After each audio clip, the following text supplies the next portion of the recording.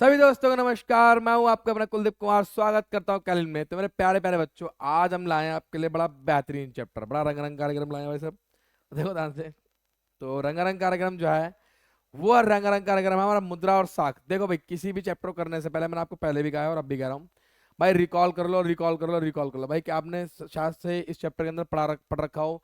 Bank के बारे में बताया गया है, बैंक पर किस प्रकार से लोन देता है, डॉक्यूमेंटेशन किस प्रकार से करता है, सेल्फ हेल्पिंग ग्रुप क्या होता है, यानी कि है ना। तो ये सब जो चीजें हम इस चैप्टर के अंदर पढ़ भी चुके हैं। हम लोगों ने यही बताया कि क्रेडिट क्रिएशन कैसे होता है मार्केट में, मुद्रा साख सॉरी साख निर्माण कैसे किया जाता है, किस प्रकार से बैंक जो है लोन देता है लोगों को, बैंक की कमाई क्या होती है। ये सारे जो टॉपिक हैं उस चैप्टर के अंदर है। देखो, चैप्टर को स्टार्ट करने से पहले मैं आपको एक बात बता दूं। जिन जिन बच्चों ने हमारा भैया अभी तक योद्धा बैच नहीं लिया, वैसे आप योद्धा बैच ले लो। ठीक है, आपकी जिंदगी बदल देगा योद्धा बैच। और साथ साथ मेरे बच्चे, आपको भाई हमारी रैपिड रिवीजन सीरीज हो गई, हमारे यूट्यूब के जो सेशंस हो गए, सब कुछ पढ़ लो यार। मैं कह रहा हूँ आपको कोई ट्यूशन की जरूरत है ही नहीं। आपको किसी ट्यूशन की जरूरत नहीं पड़ेगी, बस इन्हीं को कर लो, जिंदगी बदल जाएगी, संवर जाएगी। और महाकाल के नाम पे भाई साहब 90 90 प्लस दिखेंगे मार्क्स, 90 90 प्लस। क्या पता आपकी किस्मत अच्छी हो तो शायद 99 ले आओ, या फिर 100 भी ले आओ। किसके नाम पे? महाकाल के नाम पे। तो चलो बच्चे, शुरुआत करेंगे हम अपने बेहतरीन चैप्टर की। इसका नाम क्या है? मुद्रा और साख। ये रहा पहला क्वेश्चन आपकी कंप्यूटर स्क्रीन पर, बड़ा ध्यान सुनना। क्या था गुरुजी? मुद्रा लोग मुद्रा को बैंकों में निक्षेप, हाँ निक्षेप मतलब जमा के रूप में रखते हैं। और किसी समय पर लोगों को रोजमर्रा की आवश्यकताओं के लिए कुछ ही करेंसी की जरूरत होती है। ज्यादातर लोग क्या करते हैं भाई, अपनी कमाई का बहुत सारा हिस्सा बैंकों में जमा कर देते हैं और अपने पास केवल एक सफिशिएंट अमाउंट रखते हैं। उदाहरण के लिए, हर महीने के आखिर में वेतन वाले मजदूरों के पास अतिरिक्त नगद होता है। जाहिर सी बात है, जो लोग बढ़िया सैलरी बेस्ड काम करते हैं उनके पास कुछ एक्स्ट्रा अमाउंट बचता है, सरप्लस अमाउंट बचता नहीं बचता। कर क्या है, वे इसे बैंक में अपने नाम पे खाते में खोलकर जमा करा देते हैं। वो अपने नाम से क्या अकाउंट खोलते हैं, वहां पे पैसा जमा करा देते हैं, बैंक के जमा स्वीकार करते हैं। बिल्कुल सही बात है, वो उन पैसों को जमा कर लेता है और जो आप पैसा जमा करते हो उस पर बकायदा बैंक इंटरेस्ट भी देता है। तथा इस तरह लोगों का धन बैंकों के पास सुरक्षित भी रहता है और इस तरह से उन्हें क्या मिलता है? ब्याज यानी कि सूद भी मिलता है। लोगों को अपनी आवश्यकताओं के अनुसार इसमें से धन निकालने की सुविधा भी उपलब्ध है। मतलब आप लोग जब मर्जी चाहो अपना पैसा निकाल सकते हो बैंक से। क्या रखा है? चूंकि बैंक खातों में जमा धन को मांग के जरिए निकाला सकता है। जी हाँ, जब भी आप डिमांड करेंगे तो आप अपना पैसा बैंक से निकाल सकते हो। इसीलिए इस जमा को मांग जमा कहा जाता है। क्या बोलते हो ना? मांग जमा, यानी कि डिमांड डिपॉजिट। इंग्लिश में क्या बोलते हो? That is called demand. जी हाँ, डिमांड डिपॉजिट कहते हैं इसको। ठीक है, डिमांड डिपॉजिट कहते हैं। अब आ गया हो, क्या कहता है? क्या कहता है? मांग जमा एक अन्य दिलचस्प सुविधा देता है। बिल्कुल हाँ, एक अन्य दिलचस्प मतलब क्या ऐसा इंटरेस्टिंग पॉइंट है जो सुविधा देता है? यह सुविधा को इसे मुद्रा का महत्वपूर्ण लक्षण क्या प्रदान करता है? आपने नकदी के बजाय बैंक से चेक से भुगतान के बारे में सुना होगा। जैसे आप जानेंगे तो भैया, बैंक ना आपको ऐसा नहीं केवल कैश निकाल सकते हो, आप चेक के जरिए भी पेमेंट कर सकते हो। चेक सर जी एक ऐसा बंदा होता है जो कि बेटा आप एक किसी पर्टिकुलर इंसान के नाम पे अगर काट रहे हो या किसी पर्टिकुलर अकाउंट में जमा कर रहे हो तो उसी अकाउंट में पैसा जाएगा। नकदी क्या पता रास्ते में कोई चोरी हो जाए, नकदी को कोई पता चला मेरे चेक अपने पास रख ले, या फिर नकदी को कोई बंदा हेर फेर कर दे, कम कर दे। लेकिन चेक से एक सुविधा ये मिलती है कि आपको बहुत सारा एक्स्ट्रा अमाउंट या एक्सेस अमाउंट कैरी करने की जरूरत नहीं है। अगर आपको एक जगह से दूसरी जगह पेमेंट करनी है 1 करोड़ रुपए की, तो भैया ऐसा नहीं कि आपको पूरे 1 करोड़ रुपए देने पड़े। चेक काटिए, सबसे बेहतरीन चीज है ना। नारायण। तो इस तरह से हम देखते हैं कि मांग जमा में मुद्रा के अनिवार्य लक्षण मिलते हैं। बिल्कुल सही बात है। मांग जमा के बदले चेक लिखने की सुविधा से बिना नगद को इस्तेमाल किए जा सीधा भुगतान करना संभव है। आज की डेट में खैर यूपीआई चल गया है ना, लेकिन अभी भी 1 करोड़ 2 करोड़ रुपए की जो पेमेंट होता है चेक से ही होते हैं। तो भैया किसी बंदे को भी 1 करोड़ रुपए का चेक काटना, 2 करोड़ रुपए चेक काटना, तो उसके लिए आपको किसी की बैंक के पास जाने की जरूरत नहीं है, ना किसी बंदे को आसपास कहीं घूमने घामने की जरूरत है। सामने वाले बंदे का नाम लिखो, अकाउंट नंबर लिख दो, चेक काट दो, बस सीधा आप पैसा कहाँ जाएगा? आपके अकाउंट में जाएगा। किसके नाम पे? महाकाल के नाम पे, है नहीं? उनने क्या रखा हमारे से? क्या? चूंकि मांग जमा को करेंसी के साथ साथ व्यापक स्तर पर भुगतान का माध्यम स्वीकार किया जाता है, इसीलिए इसीलिए आधुनिक अर्थव्यवस्था ने इसे भी क्या मुद्रा समझा है। बिल्कुल सही बात है। जी हाँ, यानी कि चेक को भी हम क्या मानते हैं? मुद्रा मानते हैं। चेक क्या होता है? एक्सेप्टेबल होता है कहीं पर भी। अगर आप अपने व्यवसाय की कोई भी पेमेंट किसी को चेक के माध्यम से करते हो तो भैया बंदा पेमेंट लेगा ही लेगा, मना नहीं कर सकता। जी हाँ, cheque is also acceptable currency, इसको हम पेपर करेंसी भी कहते हैं। आइए नेक्स्ट।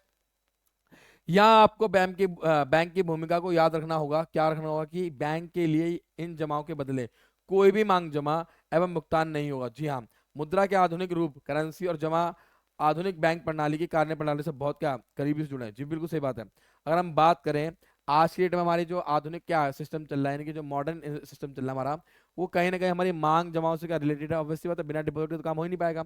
और एक बात सुनना, अगर हम लोग बैंक में पैसा जमा कराते हैं तो बैंक हमारे से उस पैसे को मेरे बच्चे क्या करने के लिए, जी हाँ, जमा करने के लिए कोई पैसा नहीं लेगा।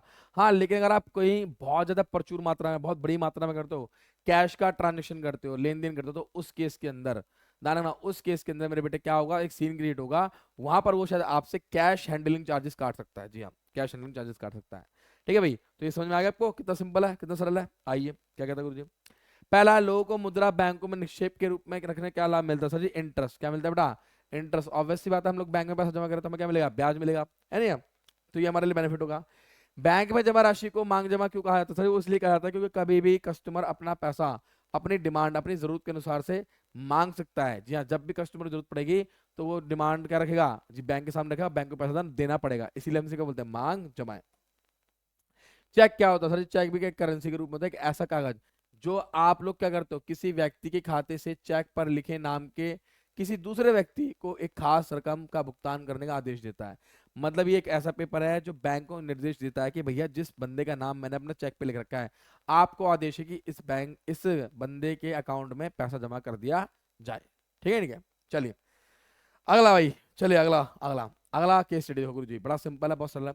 यह है बैंकों की ऋण संबंधी गतिविधियां। देखो क्या क्या होता है बच्चे। क्या क्या बैंक जनता से जो धन जमा खातों में स्वीकार करते हैं उसका क्या करते हैं भैया? वैसे तो यूज करेंगे।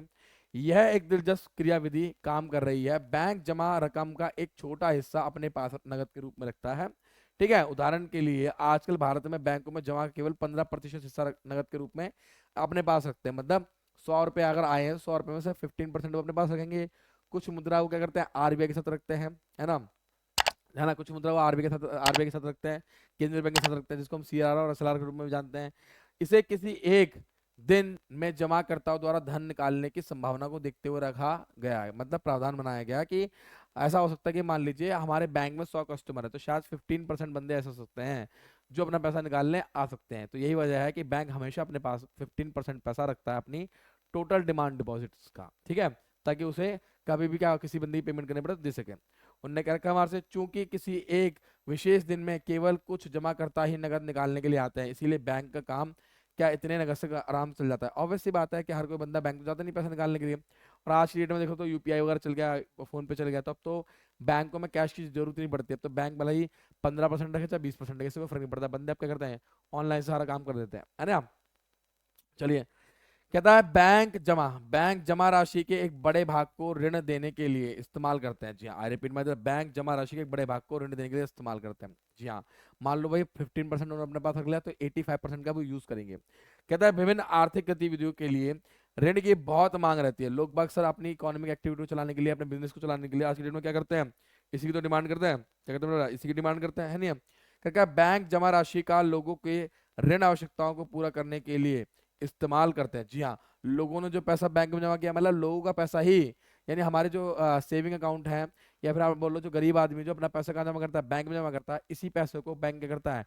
सर्कुलेट करता है, किसके रूप में? लोन के रूप में। किसके? आम जनता को। उसका कहना है इस तरह बैंक जिनके पास अतिरिक्त राशि है, जिनके पास एक्स्ट्रा पैसा है, वह एवं जिन्हें राशि की जरूरत है, जी हाँ, यानी कि जिनके पास जो जमाकर्ता का पैसा एक्सेस होगा और जिनको राशि की जरूरत है, दैट इज का कर्जदाता, कर्जदार के बीच मध्यस्थ का काम करता है, मीडिएटर का काम करता है, मिडिल बिचौलिए का काम करता है। बैंक जमा पर, जी हाँ, ब्याज देते हैं तथा उससे ज्यादा ब्याज ऋण पर लेते हैं। मतलब ये हो गया, जिन्होंने पैसा जमा करवाया है, हम उनके हम उनके मेरे बेटे क्या करते हैं? बैंक जमा पर क्या देते हैं? 5% का मतलब ब्याज देते हैं। तो लोन जिनको हम देते हैं सर, उनसे हम कितना लेते हैं? 15% लेते हैं। तो हमने कितना दिया? 5%। हमने लिया कितना? 15%। तो जो बीच का डिफरेंस हो गया 10%, ये क्या कहलाएगी? बैंक की कमाई कहलाएगी। जी हाँ, महाकाल के नाम पे। आगे सुनो, कहता है कर्जदारों से लिए गए ब्याज और जमाकर्ताओं को दिए गए ब्याज के बीच का अंतर बैंकों की आय का प्रमुख स्रोत है। जी हाँ, प्रमुख स्रोत है। प्रमुख क्या मैंने बच्चे? यही स्रोत है कि हाँ भैया, जो हमने ब्याज दिया और जो हमने ब्याज लिया उसके पीछे जो डिफरेंस है, डेट इज बैंक की मेन इनकम है ना? आगे आओ। बैंक जमा का कितना प्रतिशत भाग? अब 15%, अभी तो पढ़ा था हमने, सिंपल है। आगे आओ। बैंक जमा राशि का किस प्रकार प्रयोग करता है? लोन देने में। किस प्रकार करता है ना? लोन देने में। बैंक अपने पास एक काम करता है, जी हाँ, एक फिक्स अमाउंट अपने पास रख लेता है, जो कि हमारा कितना है? 15% है। उसके बाद जो 85% बनता है वो अकॉर्डिंग टू आरबीआई के गाइडलाइंस के अकॉर्डिंग वो क्या काम करता है सर जी, वो मार्केट में सर्कुलेट करता है। जिन लोगों को पैसे की जरूरत पड़ती है, जिन लोगों को काम धंधे की जरूरत है, जो लोग अपने भविष्य में जो अपने फैक्ट्रियों में काम करवाना चाहते हैं, बड़े लेवल पे बृहत लेवल पे प्रोडक्शन करना चाहते हैं मेरे बेटे, उन लोगों को लोन देती है। ठीक है, जमाओं पे ब्याज देती है, लोन पर ब्याज लेती है।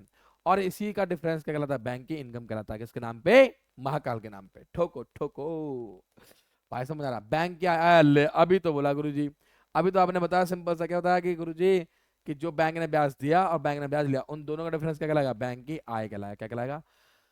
आय कहलाएगा। चलिए आगे देखिए, नेक्स्ट। बड़ा बेहतरीन भाई साहब। ऐसा क्यों है भारत के सभी ग्रामीण क्षेत्रों में बैंक मौजूद नहीं है? बिल्कुल सही बात है। जहां कहीं मौजूद है भी, बैंक से ऋण लेना अनौपचारिक स्रोत से ऋण लेने की तुलना में ज्यादा मुश्किल है। बिल्कुल सही बात है, यानी बैंक से लोन लेना काफी मुश्किल पड़ता है। अनौपचारिक क्या स्रोत? अनौपचारिक मतलब वही जमींदार साहूकार वगैरह से, है ना। जैसा कि हमने मेगा के मामले में देखा, बैंक मेगा पता नहीं कौन, आई डोंट नो मेगा कहाँ से आ गए। ठीक है, बैंक से ऋण लेने के लिए ऋणधार और क्या है, विशेष कागजातों की आवश्यकता पड़ती है। आपको एक पेपर दिखाना पड़ेगा। बैंक कैसे मान ले कि आप अच्छे बंदे हो, बैंक कैसे मान ले कि आप बढ़िया बंदे हो, है नियम क्या रखा है। ऋणधार की क्या अनुपलब्धता एक प्रमुख कारण है जिससे जो गरीब होते हैं बैंकों से ऋण नहीं ले पाते। जी हाँ। अभी ऋणधार क्या होता है सर? ऋणधार का मतलब होता है सिक्योरिटी। क्या होता है? सिक्योरिटी, यानी कि वो गिरवी। क्या गिरवी रख सकते हो? गिरवी। बहुत सारे जो बैंक होते हैं वो इसी बात पे लोन नहीं देते हैं कि सर भैया आपके पास गिरवी रखने के लिए कुछ है नहीं। कल को भगवान ना करे कंडीशन ऐसी आएगी कि आपके पास कोई पैसा नहीं है, आपके पास कोई पैसा नहीं है, आपके अंदर मतलब कोई भी मतलब मतलब बैंक को लग रहा है कि यार मैंने पैसा अगर दे दिया तो उसके पास कोई सोर्स ऑफ इनकम तो है नहीं। कल को मान लो इसके बस की नहीं हुई कर्जा देना, तो मैं अपना कर्जा कहाँ से वसूलूंगा? तो उसके लिए कुछ होता है, जर जमीन जोरू, कुछ तो गिरवी रख। जोरू तो गिरवी रख नहीं सकता बैंक में, तो जर और जमीन होनी चाहिए। बेसिकली प्रॉपर्टी लेके आ, गोल्ड लेके आ, कुछ तो लेके आ। अगर किसी बंदे के पास प्रॉपर्टी गोल्ड कुछ भी नहीं है तो बैंक उसे साफ साफ मना करता है, मैं तुम्हें लोन नहीं दे सकता क्योंकि भाई मुझे तुम्हारे पर विश्वास नहीं है। इसी वजह से अनौपचारिक ऋणदाता जैसे साहूकारों के पास जाना पड़ता है। और ये लोग सर क्या होता है, व्यक्तिगत स्तर पर लोगों को जानते हैं। हाँ, अपने चाचा मामा ताया से लेते हैं ना लोन, वो यार। और इस कारण अक्सर बिना ऋणधार के भी ऋण लेने के लिए क्या होते हैं, तैयार हो जाते हैं। ये लोग क्या करते हैं, बिना गिरवी के भी क्या करते हैं, जी हाँ, पैसा कर देते हैं। ऋणदार करेगा, ऋणदार जरूरत पड़ने पर पुराना ऋण चुकाए बिना भी नए ऋण लेने के लिए साहूकार के पास जा सकते हैं। बिल्कुल सही बात है, ये बात भी है। आप लोग पुराना ऋण, यानी कि आपने अगर पुराना लोन नहीं चुकाया तो सर आप नया लोन भी ले सकते हो, दे भी देंगे अगर आपके संबंध अच्छे तो। लेकिन महाजन ब्याज की दरें बहुत ऊंची रखते हैं। बिल्कुल सही बात है। और लेन देन की लिखा पढ़ी भी क्या पूरी नहीं रखते। और निर्धन जो बेचारे ऋणदार होते हैं उनको तंग कर करके उनकी बैंड बजाते हैं, उनका शोषण करते हैं, उनकी ऐसे से मार देते हैं। ये थोड़ा सा समस्या है अनौपचारिक सेक्टर में। लोन तो मिलता है परंतु सर जी वो लोग चूस लेते हैं रख के, है ना। आगे हम, साहूकार बिना ऋणधार के ऋण देने के लिए तैयार क्यों हो जाते हैं? क्या रीजन है इसके पीछे, ध्यान सुनो। क्या साहूकार लोगों को बेहद महंगा ऋण लेने के लिए लुभाते हैं। बिल्कुल सही बात है। हाँ बिल्कुल सही बात है। लोगों को महंगा ऋण लेने के लिए लुभाते हैं। इस प्रकार वे बिना ऋणधार के भी क्या उन्हें उच्च ब्याज दरों पर ऋण देने के लिए तैयार हो जाता है। मतलब वो ऐसा होता है, साहूकार जो ना, मतलब साहूकार जो लोग होते हैं बेसिकली, आप ये देखोगे सर उनको मिलता है अच्छा ब्याज। क्या मिलता है? अच्छा ब्याज, मोटा ब्याज मिलता है। वो सोचते हैं यार हम अपने असल का, अपने प्रिंसिपल अमाउंट को तो ब्याज से वसूल लेंगे। यही वजह है सर वो क्या करते हैं, बिना किसी सिक्योरिटी के क्या करते हैं, लोन दे देते हैं और बिना ज्यादा कुछ कागजी कार्रवाई करते हैं। लोगों को सरल पड़ता है यार बैंकों में जाओ चक्कर काटो तब जाके लोन मिलेगा, तो इससे अच्छा तुम क्या जाए साहूकारों के पास जाए। और यही वजह है लोग बाग आज की डेट में क्या होते हैं, अनौपचारिक के पास ज्यादा से ज्यादा आकर्षित होते हैं क्योंकि उन्हें समस्याओं को सामना क्या करना पड़ रहा है, कम करना पड़ रहा है। ठीक है, नहीं है? चले आगे हम। बैंक लोगों को किस प्रकार से ऋण प्रदान करता है? भैया कुछ तो जमा करने के लिए लेके आओ। ठीक है, कुछ तो जमा करने के लिए लेके आओ और कुछ कागज दिखाओ। और बैंक जो होता है ना बेटा, बैंक जो अपने लोन, बैंक जो ना अपने क्या बोलते हैं उसको, क्या कहता है, पैसे का, अपने डिमांड डिपॉजिट का एक सर्टन परसेंटेज क्या करता है मेरे बच्चे, वो रिजर्व रखता है और बाकी पैसा करता है मार्केट में सर्कुलेट करता है। किसके रूप में? लोन के रूप में। तो इस प्रकार से बैंक क्या करता है, अपनी लोन की प्रक्रिया को करता है। चलो आगे आओ। अब बैंकों के लिए किस प्रकार के ऋणकर्ता आदर्श ऋणधारक, मतलब बैंकों के लिए कौन से बंदे हैं, ऐसे कौन से बंदे हैं जिनको वो अच्छे से ऋण दे, या फिर जैसे कौन से बंदे उनके लिए जो बढ़िया मानता है, वो ऐसे किन बंदों को बहुत अच्छा मानता है जो कि मतलब लोन लेने लायक है? सर मेरे हिसाब से तो वो लोन लेने लायक है जिनके पास सर अपने पेपर वर्क पूरा होगा, जिनके पास बेटा भुगतान की राशि करने के लिए समय क्या होता है या अमाउंट होता है जो टाइम पे पेमेंट कर सके, साथ साथ मेरे बच्चे अपने ऐसे ऋणधार जो नियमित रूप से अपने ब्याज का भुगतान करते हो और अंत में आके जहाँ जो राशि ली गई सर उसका भी क्या करते हैं, वापस कर दें, ऐसे ही बंदों को क्या मानता है वो एक आइडल क्या मानता है बच्चे, ऋणधार मानता है। नहीं क्या मानता है बच्चे, हाँ ऋणधार मतलब क्या होता है, लोन लेने वाला मानता है ना। आ जाओ। ऑब्वियस सी बात है, अगर मान लो कोई मेरे पास अगर पैसा लेने आएगा तो मैं पैसा क्यों दूं, भाई पैसा मैं क्यों दूं उसको, सर ये मैं पैसा उसे तभी तो दूंगा जब वो बंदा को अच्छा आउटपुट देगा। अच्छा आउटपुट का मतलब सर जब मुझे दिखेगा यार कि हाँ ये बंदे के अंदर क्षमता है कि अपना लोन वापस कर सकता है, इसने पहले भी लोन किया है, तभी तो हम उसको बोलते हैं ना क्रेडिट स्कोर बोलते हैं, सिविल सिविल स्कोर कहते हैं कि आप सिविल स्कोर कितना अच्छा है, वही है। आओ। पिछले कुछ वर्षों में लोगों ने गरीबों को ऋण देने के लिए कुछ नए तरीके अपनाने की कोशिश की है। जी हाँ, इनमें से यह एक विचार ग्रामीण क्षेत्रों के गरीबों मुख्यतः महिलाओं द्वारा लिए जाने वाले, ये पूरा एक साथी क्या, अच्छा हाँ, एक साथी सॉरी। पिछले कुछ वर्षों में लोगों ने गरीबों को ऋण देने के लिए नए तरीके अपनाने की कोशिश की है। इनमें से समूह, नहीं नहीं नहीं, अलग अलग है मेरे ख्याल से। अच्छा ये अलग अलग, ये अलग अलग है भाई, ये अलग लाइन अलग है। देखो भैया, अब इनमें से क्या है, एक विचार ग्रामीण क्षेत्रों के गरीबों मुख्यतः महिलाओं को छोटे छोटे स्वयं सहायता समूह, या इसको बोलते हैं सेल्फ हेल्पिंग ग्रुप, क्या बोलते हैं, S S H G, self helping group बोलते हैं। जब लोग आपस में आपसे सहमति से करते हैं, काम करते हैं, ठीक है। सेल्फ हेल्पिंग का ग्रुप बोलते हैं में संगठित करने और उनकी बचत पूंजी को एकत्रित करने पर आधारित है। जी हाँ, यहाँ पर लोग बहुत संगठित होंगे, मिलेंगे आपस में और अपने सेविंग को इकट्ठा करेंगे। एक विशेष स्वयं सहायता समूह में एक दूसरे के पड़ोसी 15 से 20 सदस्य हो सकते हैं, जिसको हम लोग कमेटी बोलते हैं। क्या बोलते हैं बेटा, कमेटी बोलते हैं, मालूम ना क्या कमेटी डलती है, हाँ जी हाँ। जो नियमित रूप से मिलते हैं और बचत करते हैं, प्रति व्यक्ति बचत 25 से लेकर 100 रुपए या इससे क्या अधिक हो सकती है। लोग बाग तो 50-50 लाख की कमेटी चला रहे हैं आज की डेट में, ठीक है। यह परिवारों की बचत करने की क्या क्षमता पर निर्भर करता है कि कितना कर सकते हैं। सदस्य अपनी आवश्यकताओं को पूरा करने के लिए छोटे ऋण समूह से ही क्या ऋण ले सकते हैं। तो इसका मतलब क्या होगा, जो सेल्फ हेल्पिंग ग्रुप है ये वो नीचे क्या लेता है, लोन ले लेते हैं। इन समूह इन कर्जों पर ब्याज लेता है, लेकिन यह साहूकारों द्वारा लिए जाने वाले ब्याज से कम होता है, यानी सरकारी घाटा बिलोंग करता है, ठीक है। उन्होंने रखा है 1 या 2 वर्षों के बाद अगर समूह नियमित रूप से बचत करता है तो समूह बैंक से ऋण लेने के योग्य हो जाता है। ऋण समूह क्या ऋण समूह के नाम पर दिया जाता है और इसका उद्देश्य क्या, सदस्यों के लिए क्या स्वरोजगार के अवसरों को सृजन करता है। समझे बात को, समझे। यहाँ पे कहने का मतलब क्या बच्चे, ऋण जो होता है समूह के नाम पर दिया जाता है, यानी कि जो ग्रुप होता है, जैसे बोलते हैं कमेटी बोलते हैं, कमेटी चलाना, कमेटी में यही तो होता है कि भैया मान लो 10 बंदों ने मिलकर कमेटी डाल ली है, अब एक बंदे को जरूरत है तो कहता है भैया कि 1 लाख की कमेटी चल रही है। अब बंदों ने बोला कि सर जी ऐसा है कि आप 1 लाख की कमेटी को कितने घाटे पे, घाटे का मतलब ये होता है कि भैया हम आपको 1 लाख नहीं देंगे, हम 1 लाख के बदले आपको कितना देंगे, 90,000 रुपये देंगे। तो ये मेरे बच्चे क्या होगा, जो 10,000 रुपये जो घाटा होगा ये बाकी 9 बंदों में बढ़ जाएगा। 9 बंदों में अगर मैं बांटूं तो 9 ने कम 9 और 9 एकम 9 यानी 11, ये मान लो अप्रोक्सीमेशन मान लो 1100 रुपये। तो पर बंदा क्या होगा, 1100 रुपये का घाटा, यानी कि पर बंदा 1100 रुपये कम देगा, 1100 रुपये पर बंदा कम देगा, ये होता है इसका मतलब, समझे बात, समझे। तो इस केस में क्या होता है, जो बाकी मेंबर्स होते हैं, जो लोग मेरे बच्चे क्या होते हैं, हाँ जी हाँ भरते हैं, किसके लिए, लोन के लिए हाँ भरते हैं, उन लोगों को बेनिफिट होता है, उन लोगों को ये ब्याज, यानी कि 10,000 रुपये जो ब्याज है, एक तरह से ब्याज ही तो मान लो। भैया हमने उसे कितने रुपए देने थे, 1 लाख रुपए देने थे, हमने उसे कितने रुपए दिए, 90,000 रुपए दिए। 10,000 रुपये हमने किसके नाम पे काट लिए, ब्याज के नाम पे, तो बाकी बंदों में क्या डिस्ट्रीब्यूट हो जाएगा, ठीक है। चलिए आगे। अब देखो ध्यान सुना, बहुत ध्यान से, बड़ा प्यारा क्वेश्चन है कि निर्धनों के लिए स्वयं सहायता समूह कोई किन्हीं 2 लाभों का वर्णन करो। सब सिंपल सी बात, सबसे पहली बात क्या है, एक तो सबसे बड़ी बात तो है कि भाई बचत को ये बढ़ावा देता है और ऋण को देने के लिए जागरूकता बढ़ाता है। जो लोग शिक्षित है, ठीक है, उन्हें जो लोग अशिक्षित है उन्हें शिक्षित करता है। साथ साथ उन्हें समझदारी से वित्तीय निर्णय लेने में हेतु में क्या प्रशिक्षित करता है, मतलब वो समझाता है कि भाई देखो आपका अपना पैसा आप इसको बैंक में ना जमा करा के हमारे पास रखो। आप बैंक में 25 रुपये जमा करोगे तो शायद आपको लोन ना मिले, 100 रुपये जमा करोगे तो लोन ना मिले, 1,000 रुपये जमा कराओगे तो भी शायद आपको लोन ना मिले, लेकिन अगर आप हमारे साथ 1,000 रुपये से शुरुआत करते हैं तो शायद हम आपको 10,000 रुपये तक का लोन दे सकते हैं, परंतु आपको बैंक नहीं देगा। वे ऋण के अनौपचारिक स्रोतों पर उनकी निर्भरता को कम करते हैं। जी हाँ सॉरी। जो लोग पूरे और तरीके से, यानी कि पूर्णतः रूप से अनौपचारिक, उन्हें बोलते हैं साहूकार और जमींदारों के रूप में कहते हैं, साहूकार और जमींदारों के लिए क्या होता है, डिपेंडेंट होते हैं।